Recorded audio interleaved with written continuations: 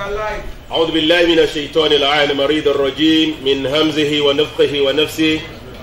بسم الله الرحمن الرحيم. إن الحمد لله نعبده ونشكره ونستعينه ونستغفره ونعوذ بالله من شرور أنفسنا ومن سيئات أعمالنا. إنه من يهد الله فهو المهتدي ومن يضلل فلن تجد له وليا مرشدا. وأصلي وأسلم على حبيب الله إمام المرسلين أمير المجاهدين سيدنا محمد صلى الله عليه وسلم وعلى آله وصحابه ومن تبع بإحسان إلى يوم لا ينفع المال ولا بنون إلا من أطاع الله بقلب سليم. يا أيها الذين آمنوا اتقوا الله حق تقاته ولا تموتون إلا وأنتم مسلمون. يا أيها الناس اتقوا ربكم الذي خلقكم من نفس واحدة وخلق منها زوجها وبث منهما رجالا كثيرا والنساء واتقوا الله الذي تسالون به والأرحام إن الله كان عليكم رقيبا. قال الرسول صلى الله عليه وسلم في الحديث الشريف إن أصدق الحديث كتاب الله وخير الهدي هدي محمد صلى الله عليه وسلم وشر الأمور محدثاتها وكل محدثة بدعة وكل بدعة ضلال وكل ضلال في النار. اللهم آجل من النار. All praise, thanks, adoration, reverence, and total obedience are due to Allah subhanahu wa ta'ala, the Lord of incomparable majesty. We thank Him, we glorify His name. We appreciate Him for everything that He has done for us. We thank Allah subhanahu wa ta'ala for making it easy for us to witness this year's National Islamic Training Program, the virtual edition, the second of such. We pray Allah subhanahu wa ta'ala to make this easy for us. As we've started earlier in the morning, we're moving to the next session for today, and that is the formal opening. We've had a first session with Dr. Abdulhakim Mobalaji Abdulatif that dwell on the topic, our national values between yesterday and today, the need for restoration. Since we're on this, we have listened to a lot of values, and in the light of this, we want to look into the theme of today's year's edition of the National Islamic Training Program, which is restoration of national values, our collective responsibility. And that will be what we're going to have for the next few minutes, inshallah.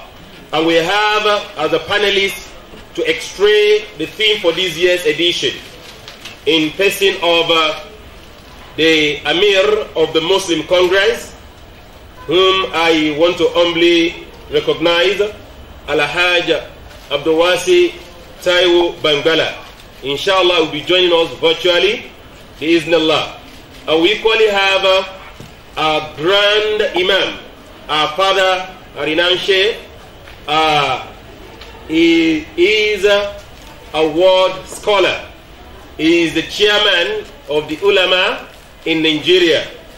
And that is our Father Sheikh Abdul Fattah Ithani. Assalamu alaikum wa rahmatullahi wa barakatuh, sir. Among the panelists here today is the agency in the country that is also known for promoting the national values, and that is the Director, National Orientation Agency for the Lagos State, in person of Al-Hajj Abdulwahid Ishola. Assalamu alaikum wa rahmatullahi wa barakatuh. Thank you very much, sir, Director, for honoring our invitation. Inshallah, without much ado, we're going to start with our presentation on the theme for this year's National Islamic Training Program, which is the restoration of national values, our collective responsibility. I'm going to start with the Director of National Orientation Agency, Lagos State, in person of Al-Hajj Abdulwahid Ishola, to take us through what he has for us for today. Bismillah, sir. Thank you very much. Let me start by saying that I have been constricted to come here today to talk about our national core values. And I graciously accepted this because of the respect that I have for the Muslim Congress. And as a Muslim also, I think it behoves on me to share some of these few thoughts with our people. The topic of today, restoring our national values, our collective responsibility. I think it's coming at a very, very crucial time in our journey of nationhood. The Nigerian 1999 Constitution, Chapter 2, Section 23 of that Constitution as amended, had already given us 7 core values that is expected of all of us Nigerians. The way we expect to be identified, the way we expect to live, as a people. These core values are discipline, patriotism, self-reliance, religious tolerance, dignity of labor, social justice. I will take an integrity.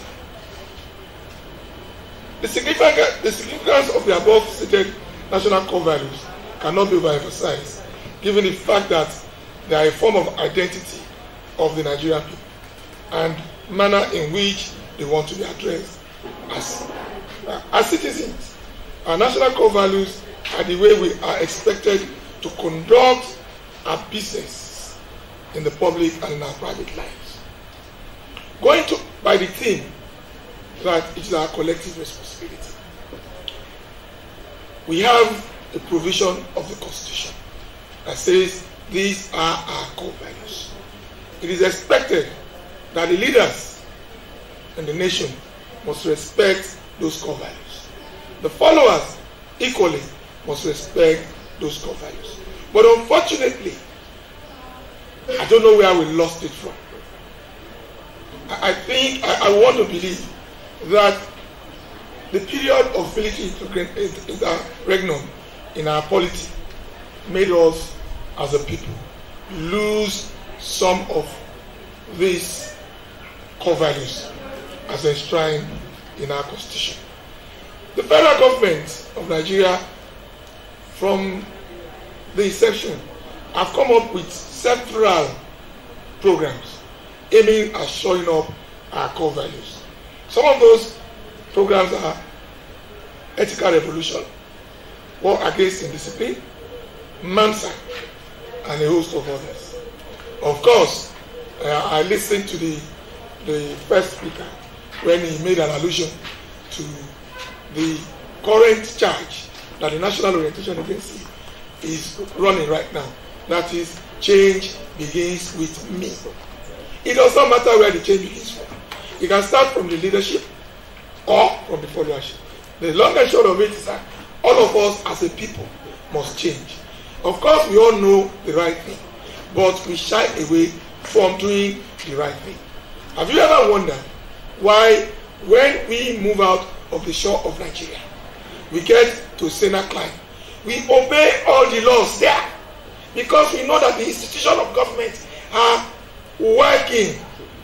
If you commit an infraction, no matter who you are, you will be appropriately dealt with.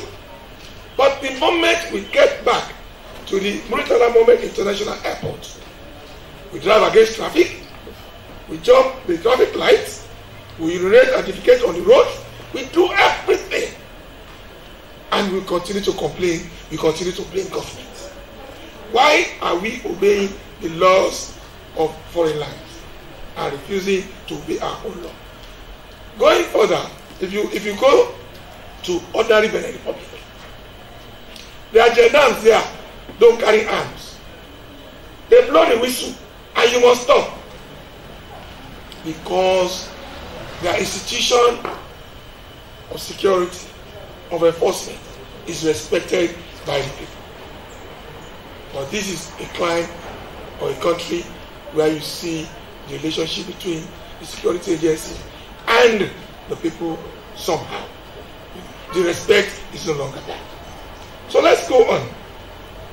In the spate of all of these challenges that we are facing in this country, before now, kidnapping, bombing, and banditry were things we were watching on the television. We never thought that it would come to our client. But right now, it is living with us. It is all because we have lost it. We have lost our core values. And this, again, can be traced to poor parenting. The parents have jettisoned their parental values of upbringing of their children. They leave the care of their children to the mates who they do not know how they come. Now let us explain our core values. Patriotism. And as we are explaining, we'll be asking ourselves questions. Patriotism simply means that as a citizen of a country, you must be ready to defend, uphold the common well-being of your nation. If I ask our listeners out there and those following us on the online, how many of us can boldly say we can die for Nigeria? We continue to complain. Every morning when we wake up, this is the country that I see, that when we wake up every morning, we curse our leader. Any nation that curses its leader cannot progress. In the Holy Quran and the Holy Bible, it is there that nobody will get into position of authority if it's not ordained by God. So why then do we curse our leaders? If an average American wake up today, he will say, God bless America. So we need to change. We need to be patriotic. We need to support the leadership. And of course, the leaders also must ensure that they provide the followers all available resources for the actualization of their developmental growth. Discipline. In the days when we were growing up, they say it takes a community to raise a child.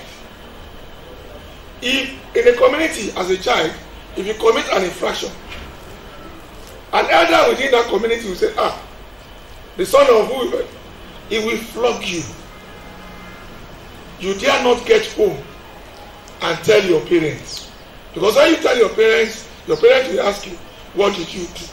If you not say what you did, you will get a second dose of that discipline. But these days, what happens? If you beat anybody's child, even a teacher, discipline a student, the parent will bring police or thugs to come and harass that teacher. So discipline, we are a bunch of people that have jettisoned discipline. And any nation that is, and that is why we break laws and we continue to blame government. You see, on average, person who is expected to be learned with suit, tie, he will drive against traffic. He will jump queue at the banks. He will do all sorts of things that are untoward. So, it is not government that will make us to be disciplined.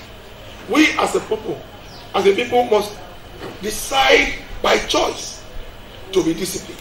In those days, when we had the military regime, the fear of white brigade was the beginning of wisdom. You dare not eat corn and throw the corn cobs on the road, or you lick sweet and throw it on the road. The Q culture that was introduced by the white doctrine then is still being practiced in Yaba. When you go to Yaba and you see people taking bus to Unilag or the axis, you see them queuing up. Dignity of labor.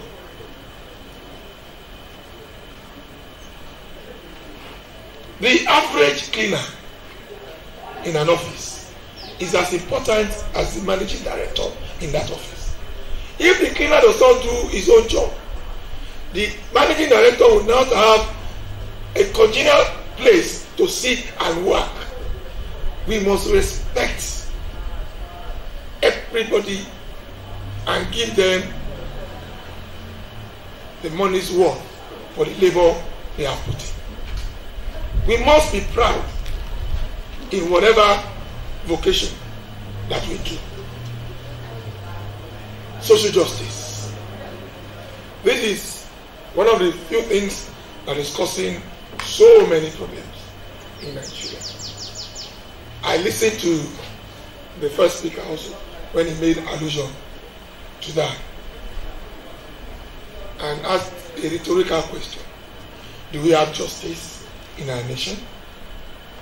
Is our commonwealth equitably distributed? Are we as a people enjoying the life as we are supposed to enjoy? This is a take home for our leaders and of course the followers. The leadership of a nation must be responsible and responsive to the followers for us to have social justice. Religious tolerance. I'm glad in the midst of the leadership of one of our religions group.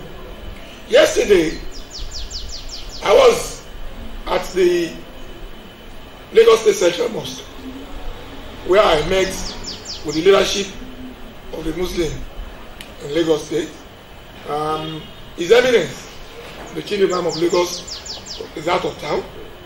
I was received by a retinue of Ratibis, led by the Basharum of Musulmi Lagos State, Raji Mafoy. We discussed about the need for us to pray for our nation. We have found out that the only way our nation can move forward is by interceding by those of you that God has given that blessings for your prayers to be accepted, to pray for our nation. And then I gave them a national flag as a symbol of unity for our nation. Why are we doing this? The Christian and the Muslim must accept the fact that they must live as one because we are in a secular state. And I'm glad that when I went, I was at the Central Mosque 10 o'clock. By 4 o'clock, I was with the chairman of Christian Association of Nigeria. By 4 o'clock yesterday. And what I heard from the chairman of CAN gladdens my heart and goes to prove that yes, religious tolerance has come to stay in Lagos and indeed in Nigeria. The CAN chairman said that when he speaks for his eminence, the Grand Chief Imam of Lagos. And I've heard the Grand Chief Imam say that also, that when he speaks for the chairman of CAN.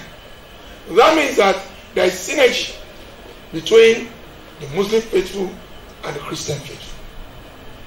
So for us to have religious tolerance, because we have had several challenges where we have had crisis bordering on religious intolerance. And I will quickly say this also, that while we practice our religion,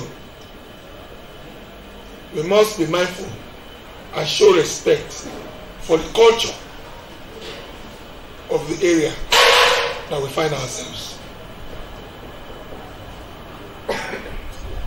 Because you can never take culture out of existence. So what we do as either Muslim or Christian, we must do it with moderation by ensuring that we respect the views of those that are not practicing our faith. Integrity. It is often said that when you lose your money, you have not lost anything. But when you lose integrity, you have lost everything. Because if you lose your integrity, you will greet somebody good morning.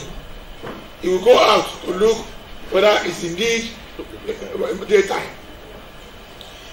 Have you ever wondered that why is it that in those days of olden days market time, when our forebears in the villages, we come out, bring their produce to the side of the road, use stone, something to show the amount. You passing by, you pick whatever you want, leave your money, take your change. Can we do that now? You will not meet the produce and you will not meet the money. So, we have lost it. Equally, it is noted the desperation of our youth to getting rich quick without embracing the virtue of hard work and dignity of living. Our people, because there's no way we will talk about core values that we will not address our youth. Our youth these days do not recognize our core values. And I believe it is what they see that is mirrored to them. And that is why they behave the way they behave. And these days of internet, social media, which is highly unregulated, it can be used to better the country. It can also be used to destroy a nation. So I want to advocate that the use of the social media space should be carefully used for developmental purposes. That is why you see our youth sagging all around the streets these days, not knowing the reason behind the issue of sagging, not knowing that it was as a result of somebody who was in prison and came out of prison, who was emaciated, and the trouser that he wore into the prison could not stay again. That was what led to that. So, distinguished listeners, I want to say that our core values, restoration of the core values should not be left alone to government. It behoves on all of us as a people to go back to the basics, to ruminate over where we missed it from, and convincingly change our mindsets and bring forth a new narrative of us having a viable, acceptable core value system in our nation, so that Nigeria, which is a blessed country by all ramifications, in terms of weather, in terms of human resources, in terms of mineral resources, we are endowed. But what we lack is the management of those resources. And the lacking of those management of those resources stem from the petitioning of our core values. Distinguished panelists, ladies and gentlemen, I so submit. Thank you very much. Thank you. We say thank you very much, Jazakumullah khairan, to the Director, National Orientation Agency of the Lagos State, Mr. Wahid Ishola, for that beautiful presentation.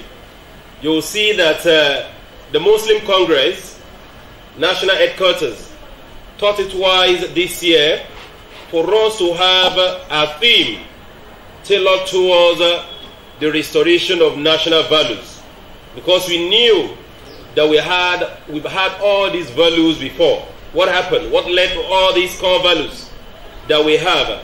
That we need to resuscitate all those core values. That is, and it is the collective responsibility of every one of us. He did mention that the core values of patriotism, discipline, dignity of labor, integrity, social justice, religious tolerance, self-reliance, all these are core values that we have in the country. And you can all agree with me, the viewers at home and every one of us, that all these, as we have in the core values of the National Orientation Agency, they are all well embedded in the teachings of Islam. That we can go on, I'm sure our Sheikh may want to dwell into more of this, that will refer us to several verses of the Quran talking about all these values. And especially the director talked to our youth, all of us, that we should avoid this quick fix mechanism, that we just want to get rich quickly.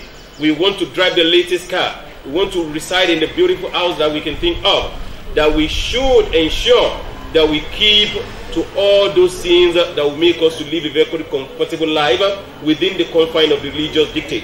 And he did mention about the multi-religious status of the country, Nigeria, that we have Muslims, we have Christians, we have those that don't even believe in all this faith that I've mentioned, that we must recognize and respect the differences that we have so that we can live harmoniously. We pray Allah subhanahu wa ta'ala to make this very easy for us.